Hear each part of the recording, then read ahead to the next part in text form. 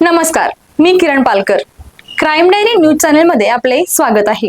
पाहूयात आजच्या ताज्या बातम्या. हुपरी पोलिसांनी घरफोडीच्या गुन्ह्याचा अवघ्या 11 तासात छडा लावत 2 आरोपींना अटक केली आहे. आरोपीकडून चोरीतील एकूण 4,77,000 रुपयांचा मुद्देमाल जप्त करण्यात आला असून यामध्ये पाण्याचे मोटरी पंप तसेच गुन्ह्यात वापरलेले वाहन हस्तगत करण्यात आले आहे. ही घटना 26 जुलै 2026 रोजी रात्री 10 ते 27 जुलै 2026 रोजी सकाळी 8:30च्या दरम्यान माई पेट्रोल पंपासमोरील सर्व्हिसिंग सेंटर हुपरी येथे घडली. फिर्यादी बाळासाहेब रामचंद्र केसरकर यांनी दिलेल्या तक्रारीनुसार अज्ञात चोरट्यांनी सर्व्हिसिंग सेंटर मधून विविध प्रकारच्या पाण्याच्या मोटरी पंप चोरीस नेऊन गेले होते. तपास दरम्यान पोलिसांनी तांत्रिक विश्लेषण व गोपनीय माहितीच्या आधारे संशयितांना ताब्यात घेऊन चौकशी केली. चौकशीत त्यांनी गुन्ह्याची कबुली दिल्यानंतर त्यांना अटक करण्यात आली.